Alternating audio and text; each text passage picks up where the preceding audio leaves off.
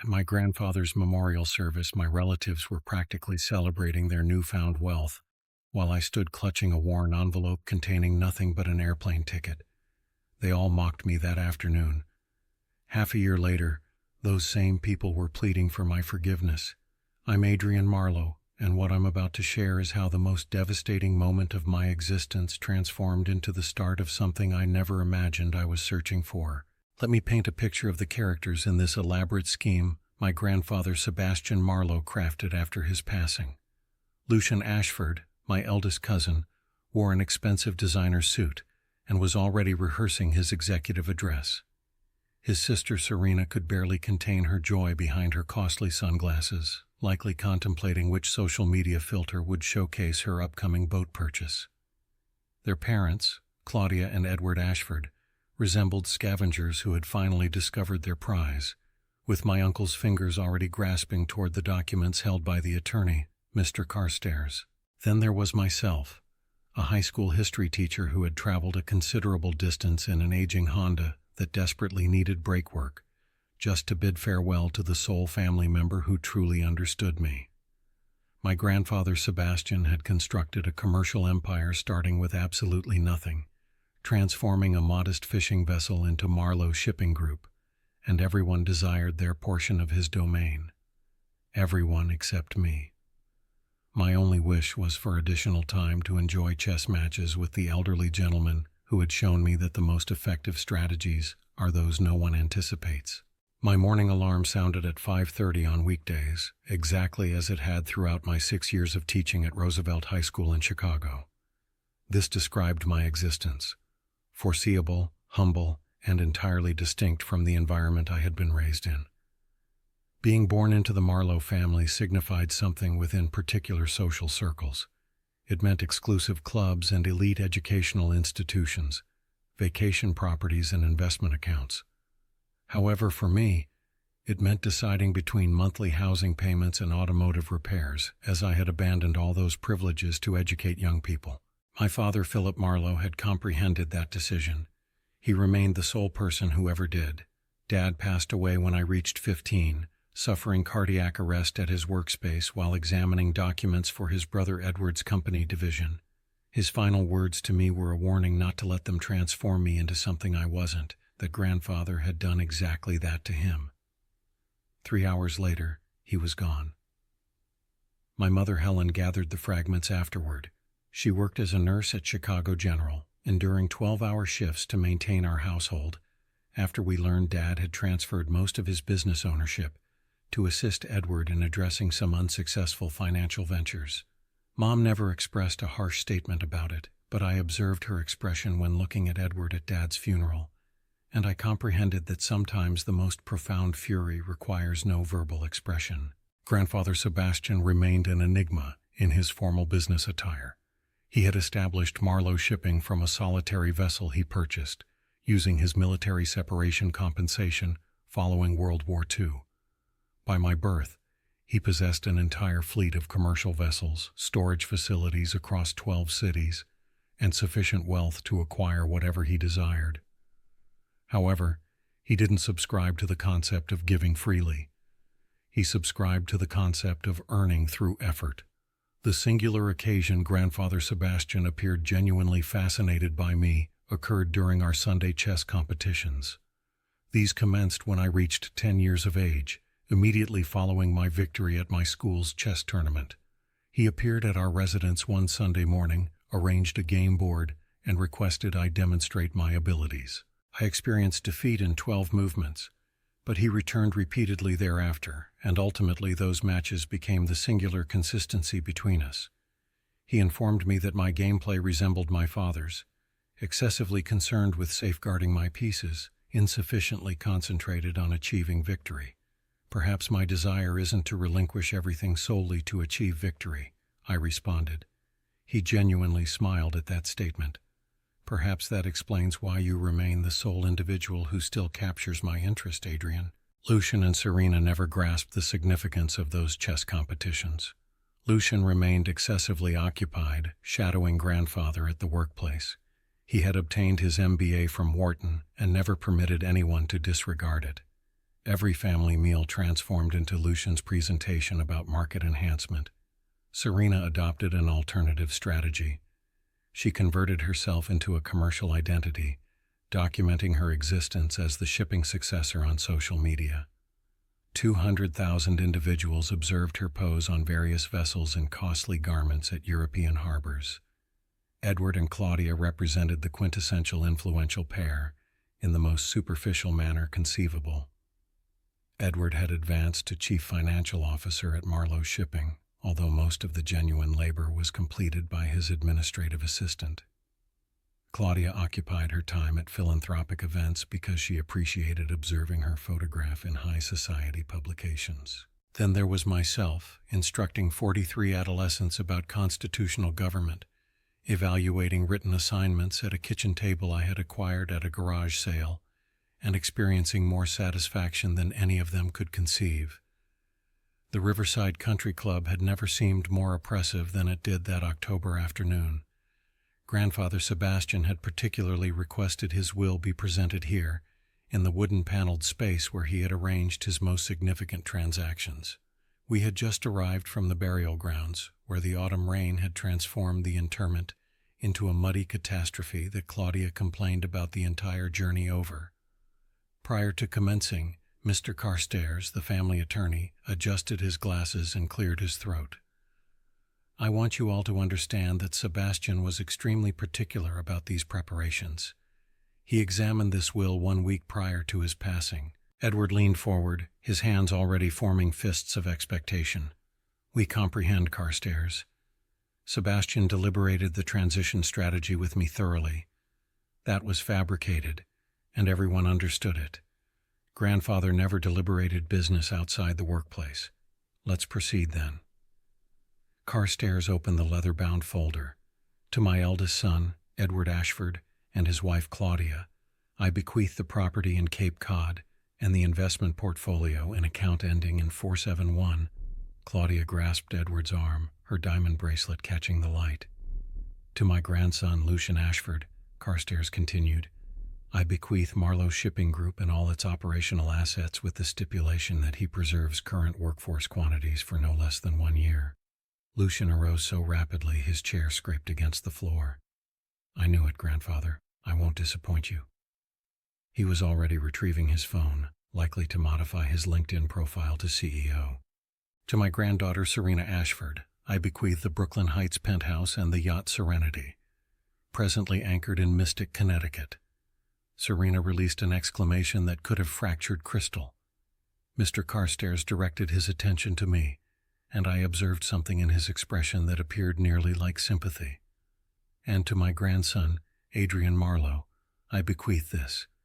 He retrieved a modest white envelope, my name inscribed across it in grandfather's penmanship. The space went silent for precisely 2 seconds prior to Lucian initiating laughter. Are you serious? That's it? An envelope? I accepted it with steady hands, though my heart was accelerating. Inside was a solitary airplane ticket, Rome. One way, departing in 48 hours. Let me guess. Lucian removed the ticket from my hand. An economy ticket? Oh, this is rich. The teacher gets a vacation. Serena was already recording on her phone. This is genuinely hilarious. Adrian, your facial expression currently. Don't concern yourself. Perhaps he bequeathed you some frequent flyer miles, too. Edward arose, straightening his tie with the authority of someone who had just acquired everything. Sebastian perpetually stated you lacked the aggressive mentality for business, Adrian. At minimum, he provided you something pleasant. Rome is delightful this season. It's likely his method of expressing farewell, Claudia supplemented, her voice saturated with artificial sympathy. My mother, who had been silent in the corner, ultimately spoke. Is that everything, Mr. Carstairs?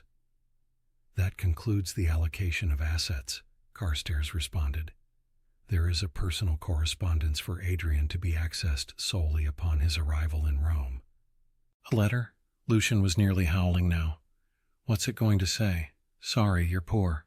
Enjoy the pizza. Lucian, sufficient, Edward stated, though he was smiling. I examined the ticket again. October 15th, 3 in the afternoon arrival. Why so particular? Why Rome? Grandfather had never referenced Italy in all our years of chess competitions. Well, I arose, repositioning the ticket back into the envelope. I guess I better pack. You're genuinely going? Serena appeared authentically astonished. Your grandfather provided me a ticket, I stated, encountering each of their eyes in sequence. The minimum I can accomplish is utilize it. Edward shook his head. Sentimental fool, exactly like your father. Philip never comprehended that sentiment has no position in business either. That's when I understood I was definitely boarding that aircraft. Because Edward was incorrect about my father, incorrect about me, and perhaps incorrect about what grandfather had genuinely bequeathed me. As I departed that country club, their laughter pursuing me to the parking area, I recalled grandfather's final words to me during our concluding chess game. The optimal movements, Adrian, are the ones your adversary never observes approaching. That evening I sat at my kitchen table staring at the airplane ticket while my laptop exhibited my bank account balance. $1,847.23. My rent was due in 5 days. I had 43 essays on the Civil War to assess. Every rational portion of my brain screamed that traveling to Rome was irrational. However, I couldn't cease contemplating grandfather's expression during our final chess game, merely 2 weeks before he passed away. He had been distinct that day, more gentle somehow. Adrian, he had stated, relocating his knight in a configuration I didn't identify.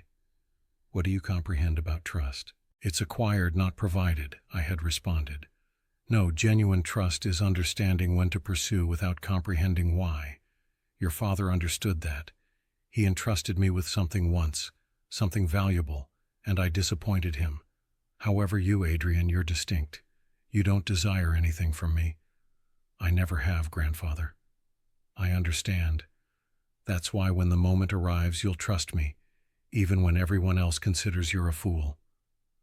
I retrieved my phone and contacted my mother. I'm going, I stated.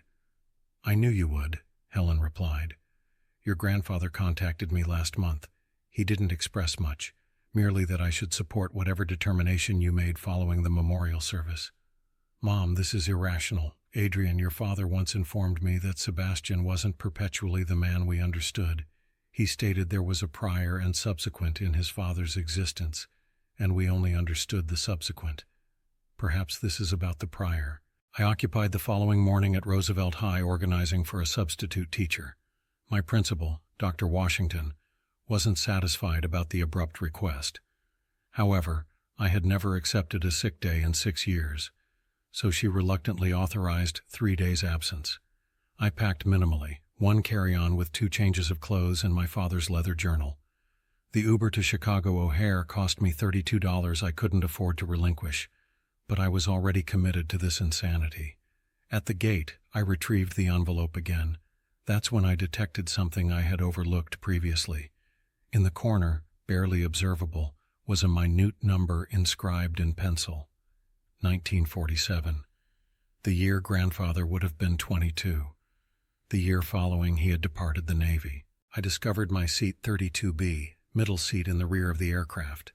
As the plane lifted off, Chicago shrinking below us, I contemplated Lucian, likely already in grandfather's office, sitting in his chair, feeling like a king. Serena was definitely posting sunset photographs from the yacht by now. And here I was, compressed in economy, traveling toward a mystery with money I didn't have to spare. However, something seemed correct about it. For the first time since grandfather passed away, I felt like I was precisely where I was supposed to be. As I opened my water bottle, I recalled another chess lesson. Grandfather had relinquished his queen, the most powerful piece, to achieve victory in a game. Power isn't about what you possess, Adrian, he had clarified. It's about what you're willing to relinquish to obtain something superior. Most individuals can't observe past the relinquishment. That's why they never genuinely achieve victory. My cousins assumed they had acquired everything that mattered. However, as I settled in for the 8-hour flight, I had a sensation that grandfather's genuine game was merely commencing, and I was the sole piece he had positioned to play it. The wheels contacted down at Rome's Fiumicino airport at precisely 3:07 in the afternoon.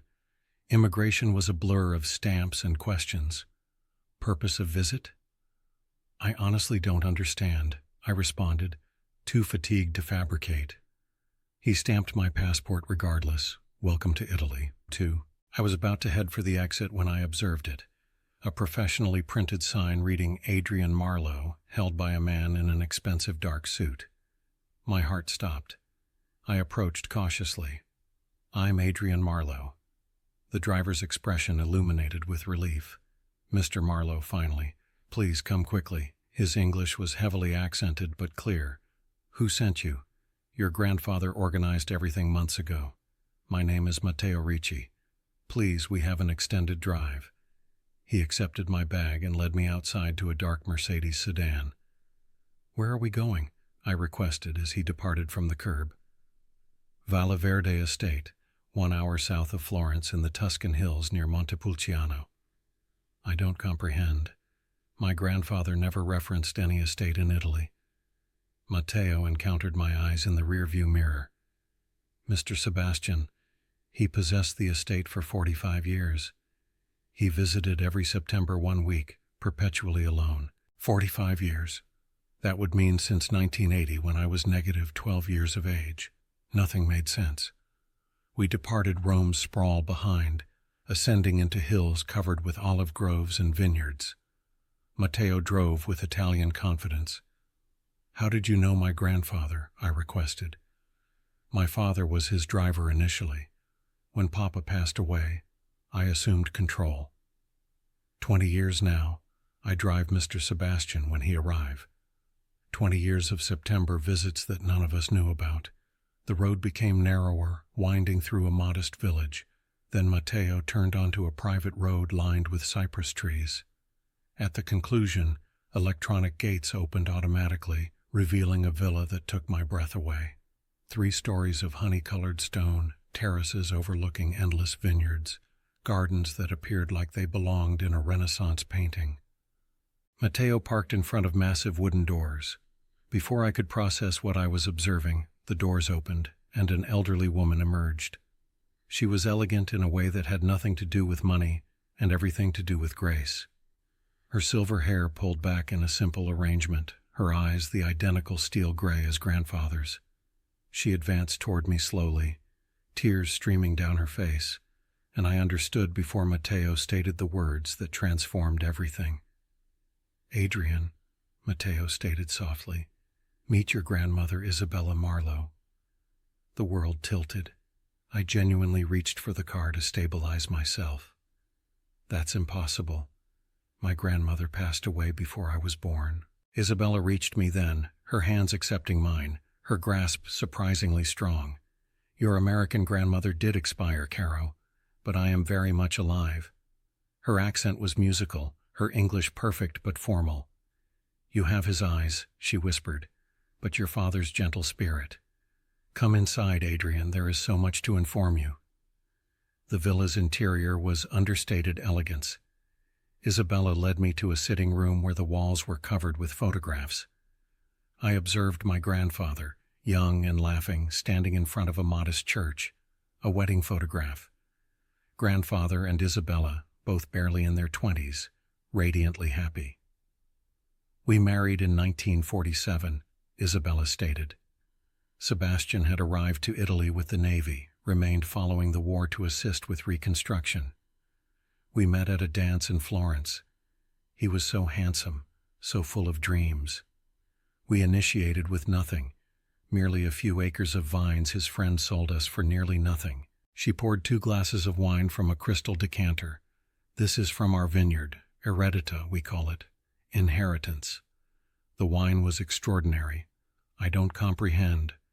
Grandfather had a complete existence here. More than an existence, Caro. He had a family. Myself. Our son, Alessio.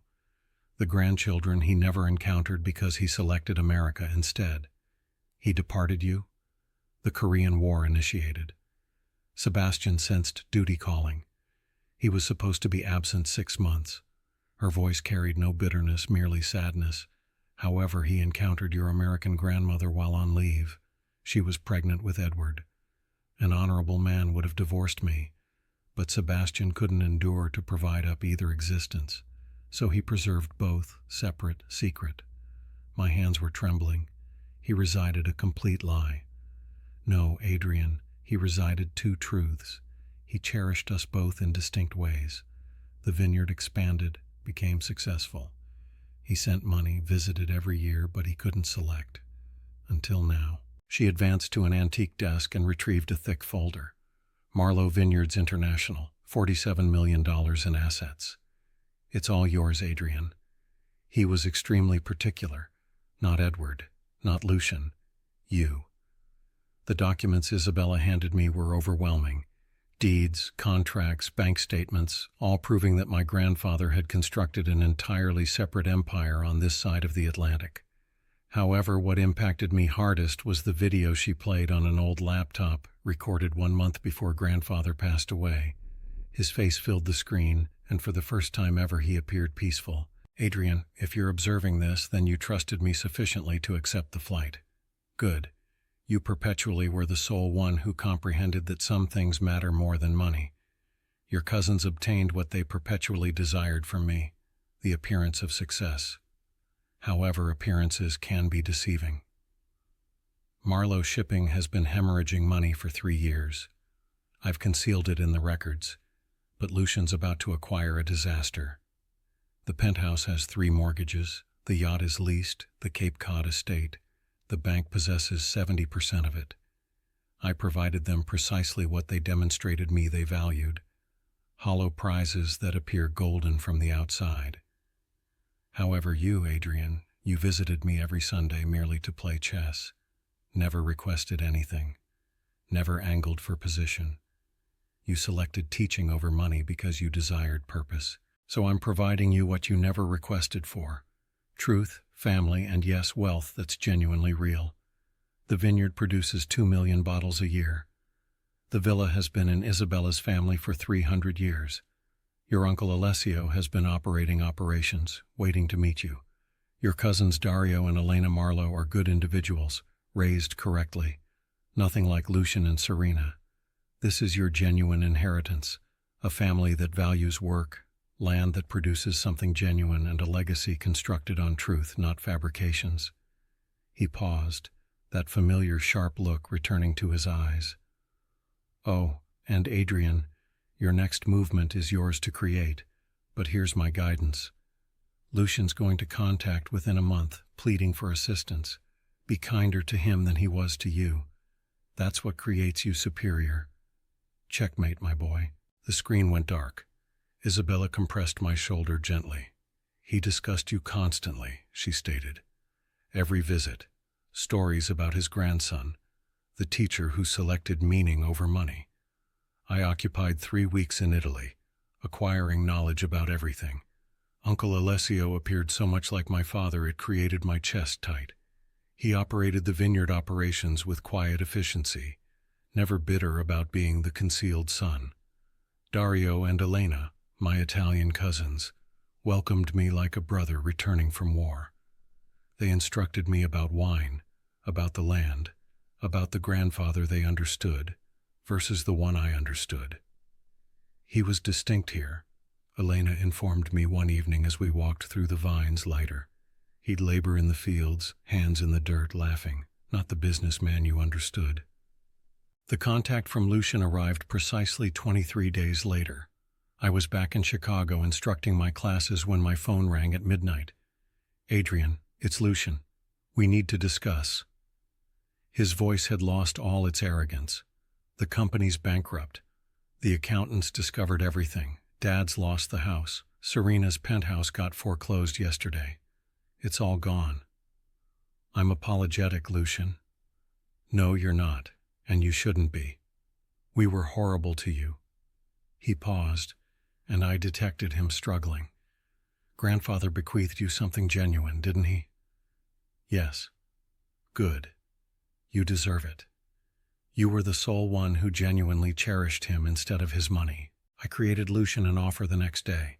Manage the United States distribution for Heredita wines. Salary, not ownership. He accepted immediately. Serena took longer to swallow her pride, but ultimately she came around too. She's genuinely good at marketing when she's distributing something genuine instead of merely herself. She's engaged to Matteo's son now, residing in Tuscany, learning the business from the ground up.